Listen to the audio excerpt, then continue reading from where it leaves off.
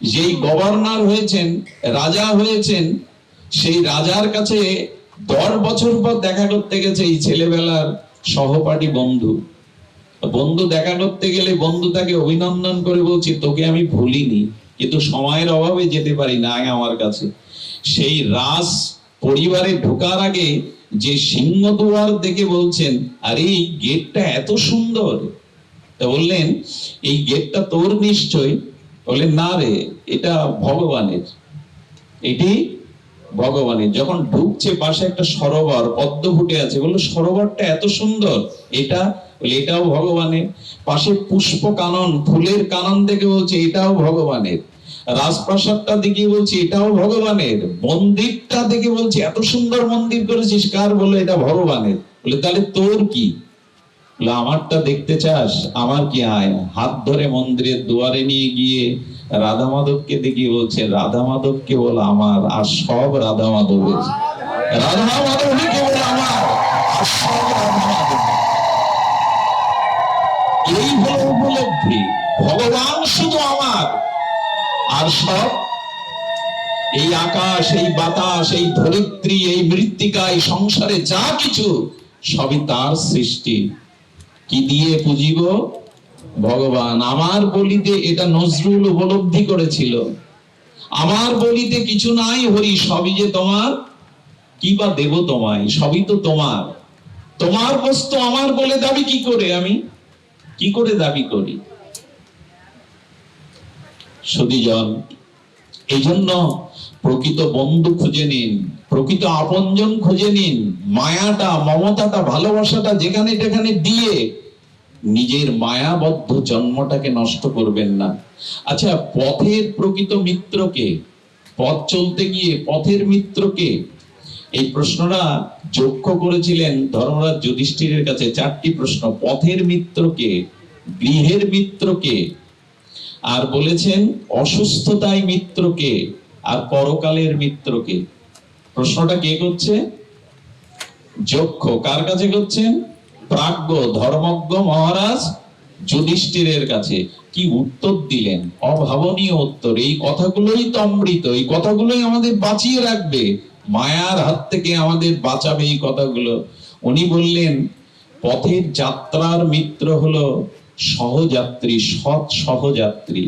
পথ চলতে বিদেশে যদি কোনো সৎ সহযাত্রী পাশে পান, জানবেন এর থেকে মিত্র আর নেই। পথে চলতে যদি সৎ সহযাত্রী পাশে পান, এটাই হলো মিত্রতা। গৃহের মিত্রকে, এই গৃহে প্রকৃত মিত্র হলো স্বামীর জন্য তার সতী সাধ্বী সহধর্মিণী স্ত্রী, আর স্ত্রীর জন্য তার সৎ আদর্শবান চরিত্রবান স্বামী। এর থেকে নারী আর পুরুষের জীবনে মিত্র অন্য কেউ নাই। আর অসুস্থতায় মিত্র হলো উপযুক্ত চিকিৎসক, বৈদ্য বা চিকিৎসক।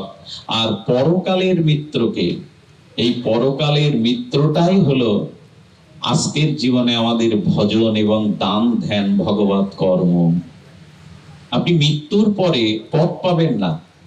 যদি দান, যদি ভগবত ভজন না করে যান, মৃত্যুর পরে কোথায় যেতে হবে এ আপনার জানা নাই, পথ পাবেন না।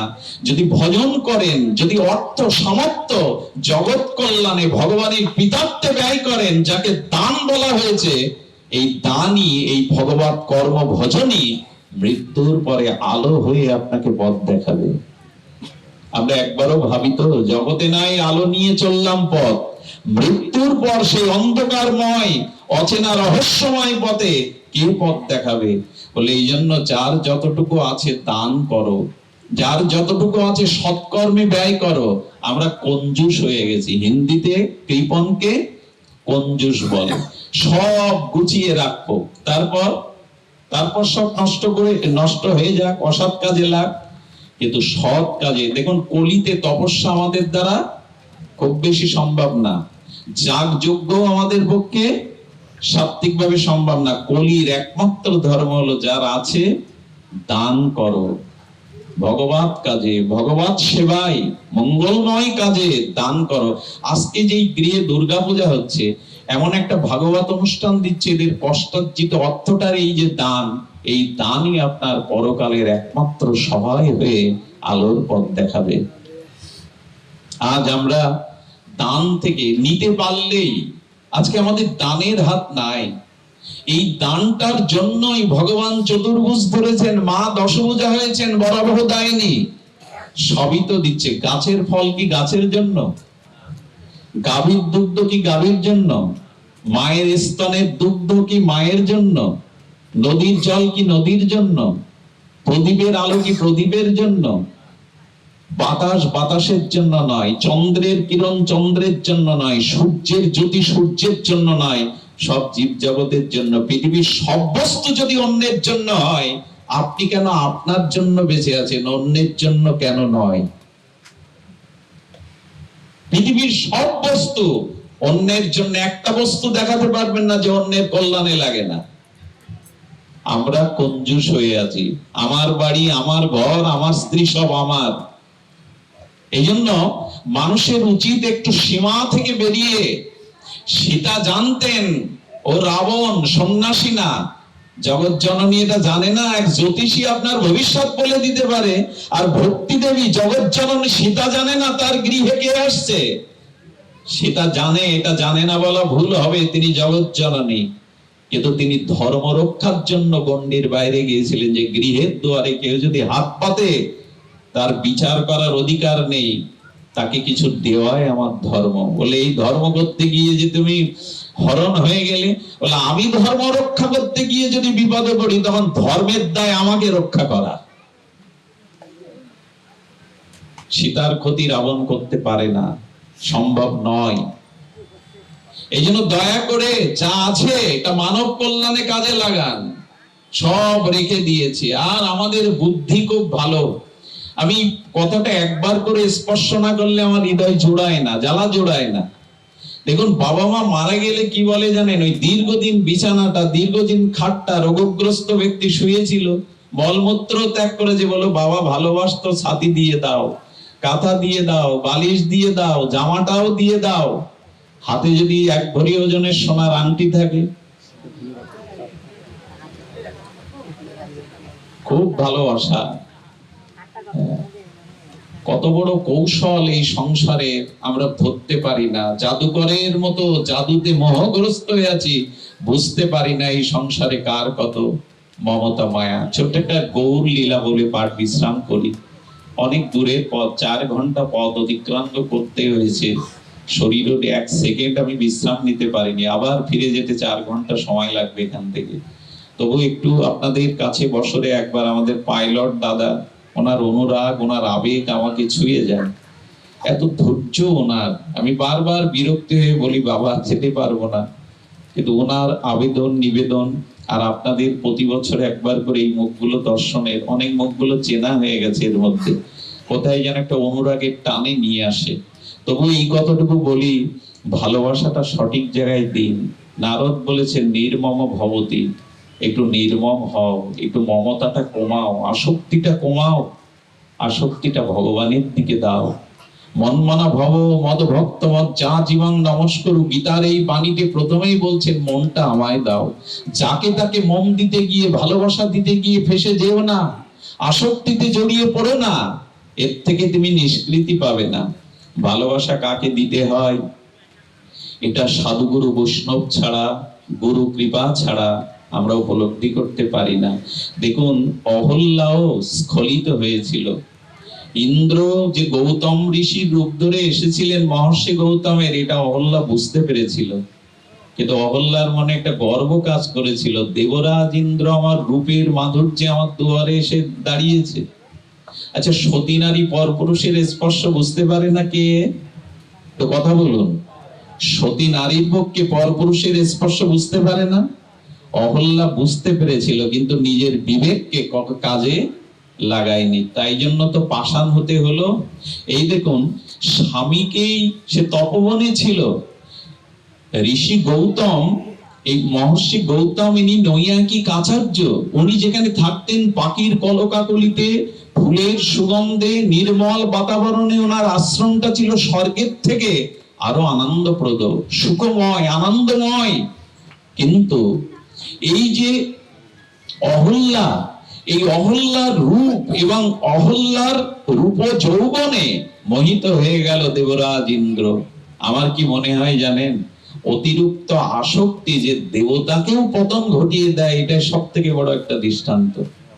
রূপের প্রতি আকর্ষণ, মোহ, এটা কোথায়? দেবরাজ ইন্দ্র আজ ঋষির রূপ ধরে কামত্ব হয়ে এসেছেন অহল্যার দুয়ারে।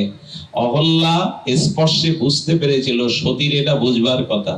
জগতে 4 প্রকারের সতী আছে। কয় প্রকার? 4 প্রকার। এর মধ্যে 1 প্রকারে অন্তত আমাদের থাকতে হবে। এটি দেবী অনুসূয়া, অত্রি ঋষির সহধর্মিনী, পৃথিবী সতী শিরোমণি। আমাদের দেবী অনুসূয়া মা সীতাকে এই উপদেশটা দিয়েছিলেন রামচরিতমানসে।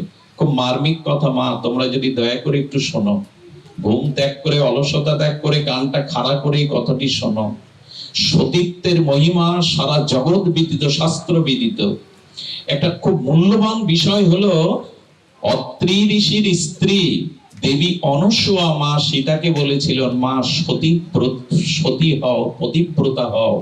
এটাই নারী জীবনের সব থেকে বড় ব্রত, সব থেকে বড় তপস্যা। সীতা বলেছিল, সতী কয় প্রকার, কি রূপ, আমাকে দয়া করে বলুন।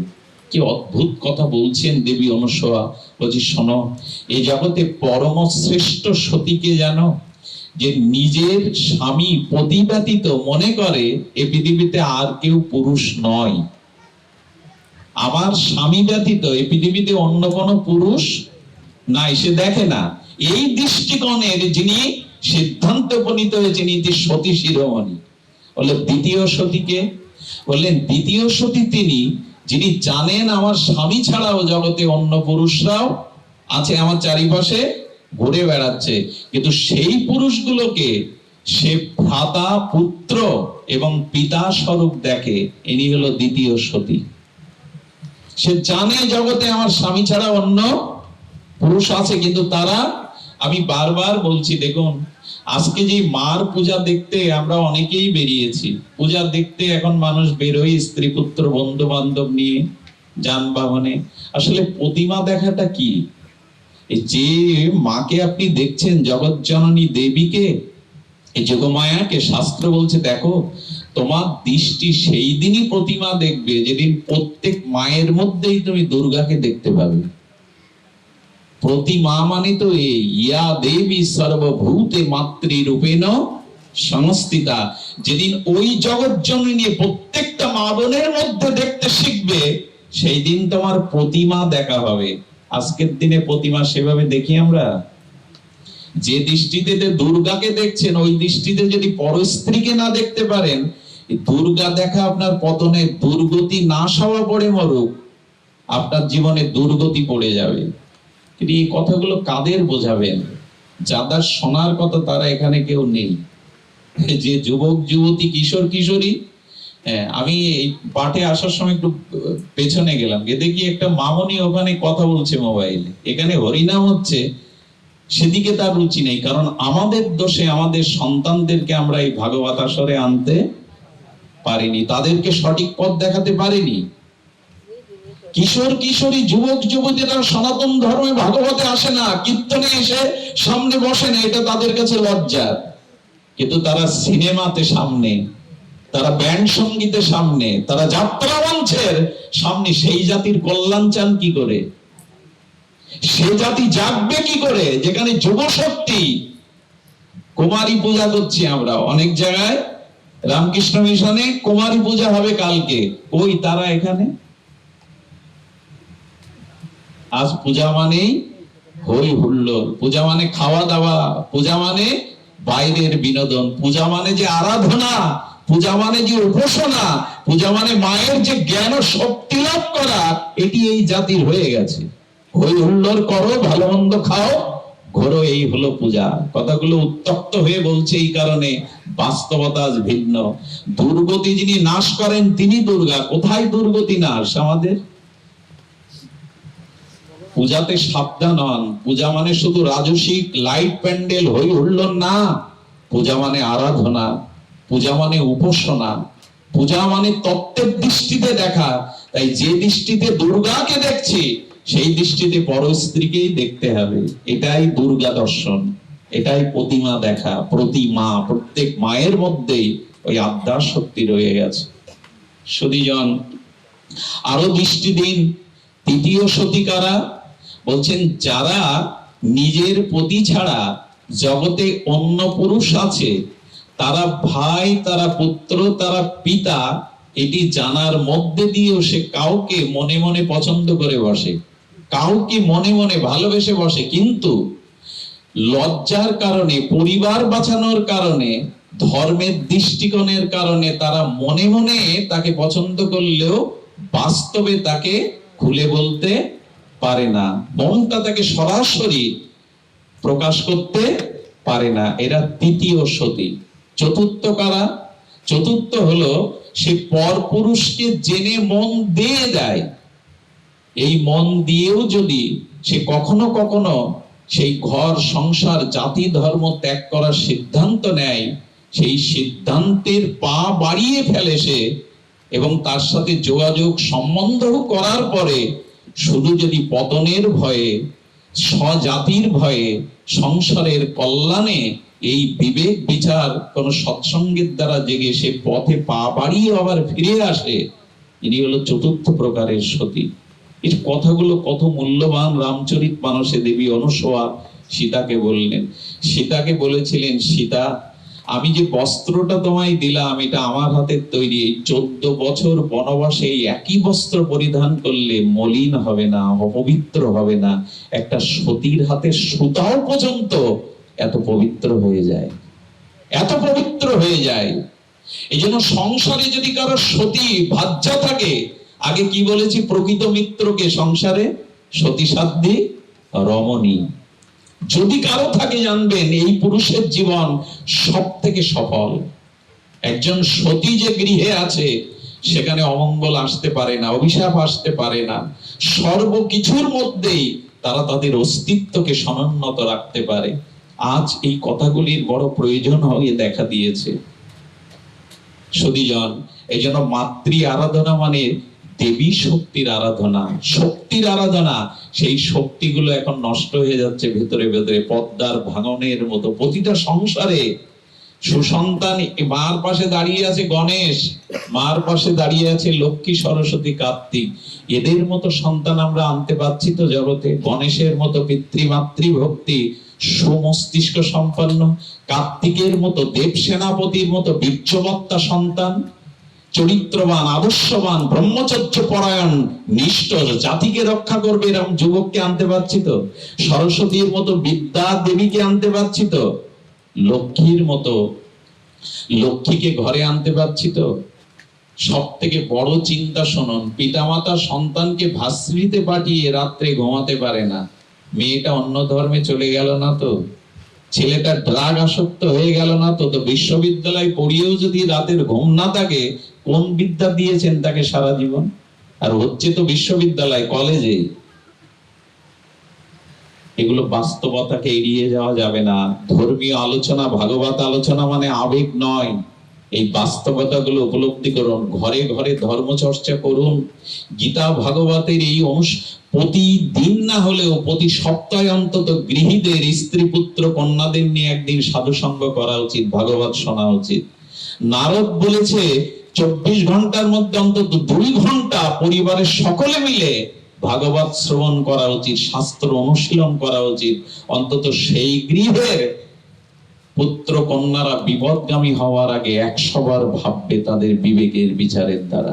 চিৎকার করে লাভ কি? সারা বছর লক্ষ্মী পুজো, কালী পুজো, অথচ আমার ঘরের লক্ষ্মী আমি রক্ষা করতে পারছি না, আমার সরস্বতীকে আমি রক্ষা করতে পারছি না। মন্দিরে পূজা করে কি করবেন? ঘরের পূজাই তো নাই, ঘরের ভাগবত অনুশীলন নাই, তাদের কি করে রক্ষা করবেন আপনি? এখানের পরিবেশ দেখুন। এখন এই পরিবেশের মধ্যেই আনতে হবে মানুষকে, তার চেতনাকে জাগাবার জন্য। সাধু সঙ্গ ছাড়া কারো বিবেক কোনোদিন জাগেনি, জাগবে না। এটা বিশ্ববিদ্যালয়ে পাওয়া যাবে না, বাজার ঘাটে পাওয়া যাবে না। সাধু সঙ্গ, হরিকথার মধ্যেই বিবেক পাওয়া যাবে, চেতনা পাওয়া যাবে। আজ পর্যন্ত যাদের কৃপা হয়েছে, মনুষ্যত্ব অর্জন হয়েছে, এটা সাধুগুরুর কৃপায়, মহৎ কৃপায়, এই ভাগবত তত্ত্বের কৃপায়। আজ এটারই বড় অভাব। আসুন আমরা সেই যে কথাটি বলেই বিশ্রাম করার কথা, সেটি হলো মমতা অন্য জায়গায় দিলে ঠকে যেতে হবে। একবার হয়তো বলেছে আমি এখানে, আর একবার স্মরণ করিয়ে দিই সেই কথা। মহাপ্রভুর একজন প্রিয় পরিকর ছিল।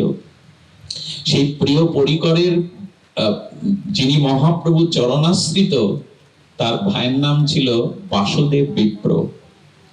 বাসুদেব বিপ্র বড় মায়াগ্রস্ত, স্ত্রী পুত্রকে নিয়ে এমন মজে আছে সংসারে। ভাই এসে বলছে, ভাই চলো দুই ভাই মিলে গৌর চরণ আশ্রয় করে গৌর ভজন করি। গৌর ভজন ছাড়া কলিহত জীবের আত্ম আশ্রয় নাই। চলো, গৌর নিতাই বিনা দয়াল বা কে আছে জগতে, এত পতিত পাবন কে আছে জগতে। আজ নিতাই চাঁদ বলছেন, তোমরা পতিত হয়ে থাকো কদিনে, আমি পতিত পাবন হয়ে তোমাদের সামনে দাঁড়িয়েছি। তোমরা পতিত হও, আমি পতিত পাবন হয়ে দাঁড়িয়েছি। নিতাই বলছে, শোনো, তোমরা পতিত হয়েছো, আমি পতিত পাবন রূপে এসেছি। কিন্তু একটা অলসতা কি জানেন, সেই পতিত পাবনের কাছে আমরা গেলাম না, নিতাই গৌরের কাছে। তখন নিতাই বলছে, যদি পতিত পাবন হয়ে এলাম, তা দাঁড়িয়ে থেকে কি করব, তুমি না এসো আমি তোমার দুয়ারে যাব। তাই নিতাই আর জীবের দুয়ারে দুয়ারে যাচ্ছে। নিতাই বলছে, তোমরা আমার কাছে না এসো, আমি তোমাদের দুয়ারে যাব। নিত্যানন্দ আজ দুয়ারে দুয়ারে গৌর প্রেম বিতরণ করছেন, কৃষ্ণ প্রেম, ব্রজ প্রেম বিতরণ করছেন। এর থেকে করুণা ভগবানের কোনো কালে কোনো যুগে হয়নি। তো সেই নিতাই চাঁদের করুণা, মহাপ্রভুর করুণা আমরা উপলব্ধি করলাম কই। চল ভাই, দুই ভাই মিলে গৌর চরণ আশ্রয় করি। বাসুদেব বিপ্র, যাকে কুষ্ঠ বিপ্র রূপে চৈতন্য চরিতামৃতকার পরিচয় করিয়ে দিয়েছেন এই অমর গ্রন্থে, তিনি বলছেন, ভাই তুই যা, আমি তোর এই সংসার ছেড়ে, পুত্র কন্যা ছেড়ে কোথাও গিয়ে শান্তি পাবো না। এটাই তো মোহ, এটাই তো আসক্তি, শান্তি পাবো না। সুধীজন যখন ভাইকে ফিরিয়ে দিলেন, মহাপ্রভুর কি কৃপা, 3 দিনের মাথায় এই বাসুদেব বিপ্রের দেহে কুষ্ঠ দেখা দিল। আমরা যদি অতীতে ফিরে যাই, 5 দশক আগেও কুষ্ঠের ভালো চিকিৎসা ছিল না। 50 বছর আগেও কুষ্ঠের ভালো চিকিৎসা ছিল না। গলিত কুষ্ঠ হয়েছে। যেদিন ওনার গায়ে কুষ্ঠ ফুটে উঠেছে, সেদিন বাসুদেব বিপ্রের স্ত্রী আর 2 পুত্র ঘরে মিটিং করছে, সভা করছে। সভাটা কি জানো? ওই স্ত্রী বলছে, বাসুদেব বিপ্রের স্ত্রী বলছে, খোকা, বলতে চাচ্ছিলাম না, তবু না বলে উপায় নেই। তোদের বাবার গায়ে কুষ্ঠ দেখা দিয়েছে, আর এই কুষ্ঠ ছোঁয়াচে রোগ, এক ঘরে থাকলে তোকে আমাকে রোগ ছাড়বে না। বলে, মা কি বলতে চাইছো? বলে, তোর বাবাকে কাল সকালে বাড়ির বাইরে একটা একচালা করে রেখে দি, যতদিন কোনো নিষ্কৃতি বা স্বীকৃতি না হয়। কথাগুলো গোপন নয়। কথাগুলো যখন আলোচনা করছে, তখন বাসুদেব বিপ্র বলছে, হায় রে, আমারই স্ত্রী, আমারই বাঁধা ঘর, আমারই অন্নে পরিশ্রমের অন্ন তারা আজকেও প্রসাদ পেয়েছে, আজকেও তারা অন্ন পেয়েছে, জল পেয়েছে, আর বলছে আমার ঘরে আমার। কেউ ভাববেন না আমি আপনাদের গল্প শোনাচ্ছি, এটা গৌর পরিকরের একটি লীলা। আর ওই বাসুদেব আর কেহ না, আপনি আমি। আমাদের দশাও এই হতে পারে যদি এই ঘটনা আমাদের জীবনেও ঘটে। বাসুদেব তখন চোখে জল ছেড়ে দিয়েছে। এই সংসার, কুষ্ঠ দেখা দিল বলে ঘরে জায়গা নেই আমার। পরের দিন একচালা করে, তালপাতার একচালা করে রেখে দেওয়া হলো। যদি লীলাটা এখানেই রেখে দেওয়া যেত ভালো হতো। তীর্থের কাকের মতো ক্ষুধার্ত বাসুদেব বিপ্র তাকিয়ে আছে, বারবার ডাকছে কাতর স্বরে, আমাকে দুটো খেতে দাও। কিন্তু তার পাশে যাওয়ার আজ আর